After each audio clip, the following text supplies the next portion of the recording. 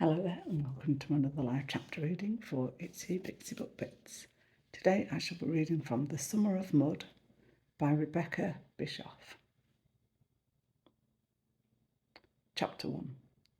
Sunday, May 30th, 1976, Santa Monica, California. Countdown, 6 days.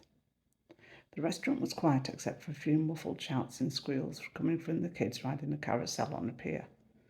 Red floor tiles cooled my bare feet.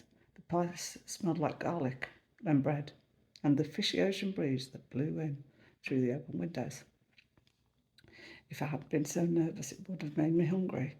I hadn't eaten since yesterday's stale donuts. I fingered my trumpet keys, clicking them softly, waiting for Salvatore's answer. He rubbed his shiny bald skull and gave me a squinty-eyed look, with his head cocked to one side, like a shady character from an old black and white gangster film. You sure you're up to it, Scoob? Yes, Al, I know every song your band plays. I lifted my head like that would somehow stretch my 12-year-old frame and make me taller. I could claim 12 because my birthday was tomorrow. My heart fluttered. Getting this good would be the best birthday present ever. I know them by heart. That was no lie. I practically grown up inside Salvatore's trattoria, listening to my dad play in the jazz band. My father taught me to play the trumpet before I was big enough to hold the thing in my hands. He'd made me a tiny stand out of some driftwood when I was 3, so I could hit the keys without having to hold up the weight of the heavy metal instrument.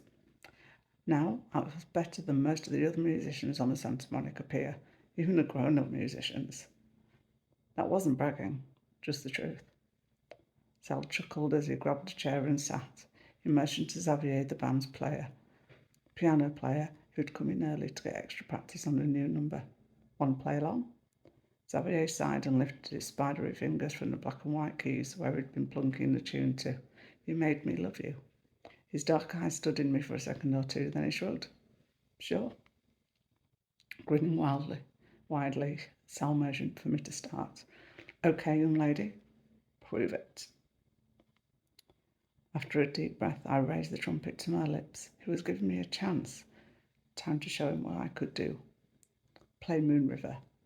The first few measures of the song meandered from the piano, moving like a raft wandering the gentle Missouri. Languid notes floated into the air as I closed my eyes and played, adding a nice vibrato to give colour to the melody, the way Dad had taught me. Music has colour, kid. It has a feel, like something you can touch with your hands. It even has a flavour. You can play all the notes right, but unless you add personality, you're just too thin a tin horn. With Dad's word in my head, I put every ounce of my personality into that boring old-fashioned song that was a favourite of the boring old people who came to Sal's place to eat. After a few bars, I sped things up a bit, adding a flourish and hurrying Xavier along. Sure, the song was at a relaxed tempo, but the piano man was playing at a speed slower than the molasses in January. Sal waved his hand to stop us. A taste of honey.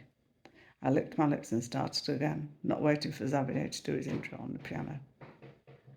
I punched out short staccato notes, smiling on the inside. This had been one of Dad's favourite tunes. Ba-bap, ba-bap. Sal folded his arms and popped his head in time to the music, and Xavier did his best to keep up with me. Once again, Sal cut me off before things really got swinging. Now play Masquerade. His dark eyes sparkled. No problem, my lips curved in a wide smile. A great idea for adding more life to this new number fizzed inside my head. Improvising was my thing. Dad had taught me to do my own stuff ever since I could remember. So I started adding some of my favourite chavvy trills and was getting into a groove when the man waved a hand to stop me. You got the job, kid, he shook his head. Ah, Madonna, I never knew you got this good.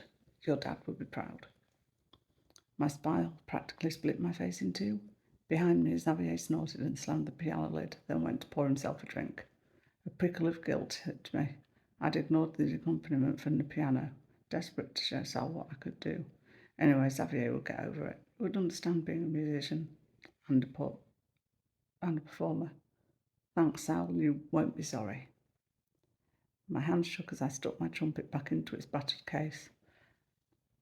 Sal's jazz band played in his restaurant every night, and they got salary and tips. I'd be rich. My brother would be so stoked. Maybe sometime soon we could get our own place to live again. Sleeping on the beach wasn't too bad, but nothing beats having your own bed and a roof. Since you're underage, Scoob, I can't pay your salary.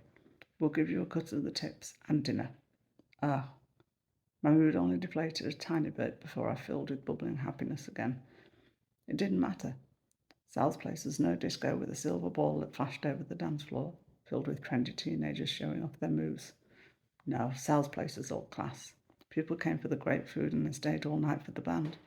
I'd seen men and women in fancy suits and swanky dresses drop 5s, 10s, and even 20s into the jar on the piano. A cut of that wouldn't be bad. Not bad at all for a kid like me playing the trumpet in a jazz band filled with grown-ups.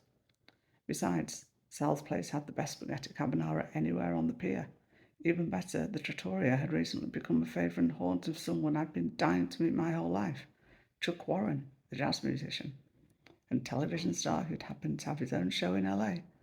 He'd launched the careers of jazz greats like Bob McRae and Lino the Bambino Valente.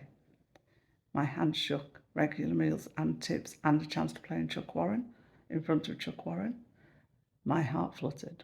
What if he invited me to be on his show? He'd done it before. Lino earned the nickname the Bambino because he started out when he was just 14. I smiled to myself. What would Chuck Warren think of me, an 12-year-old kid who played just as well as Lino, or maybe even better? I'd be the new improved Lino, the youngest kid ever to perform on Chuck's show. Here, Sal put a small basket filled with roses on the table next to me. Yesterday's bread. Hope it ain't too dried out. He went on pulling chairs off tables while I tore into the tough bread. It was the best thing I'd ever tasted in my life. I gorged on my breakfast as Sal made his way back through the maze of dark wood tables and red leather booths. Plastic palm fronds waved from every nook, and the heavy stained glass light fixtures kept the place just bright enough to see your filet mignon, but dim enough to keep your eyes drawn to the brightly lit stage where I'd be performing. My fourth roll had just disappeared when my brother showed up. Hey, Sal, RC waved and waved his way among the tables, brushing his black hair off his forehead. When his eyes landed on me, he smiled big, showing off the deep dimples that girls always seem to think were so cute. I did a check of the vast dining room to make sure Rita, Sal's prettiest waitress, wasn't around. My 19-year-old brother had it to think for her, but aside from Sal and Xavier, the place was empty. Why the dimples? Thought I'd find you here, RC squeezed my shoulder. Well, if this isn't the rock star, how's it going, kid? Far out, RC stuck his thumbs into his belt loops and beamed again. Things are looking up. With one hand he snagged the last roll and ruffled my hair with the other. Come on, I got a surprise for you. His eyes gleamed. Chewing my last mouthful of bread, I picked up my trumpet case and hugged it. I have a surprise for you too. Oh yeah? I dig that. He jumped to the street entrance, motioning for me to follow. Hurry. Waving at Sal, I followed my brother to the door. See you later. 7 o'clock, Sal yelled after me. Don't be late. Oh, and wear a dress or something. Okay. I'll wear something nice. Thank you very much for watching. I hope you enjoyed the chapter and we'll go check out the book.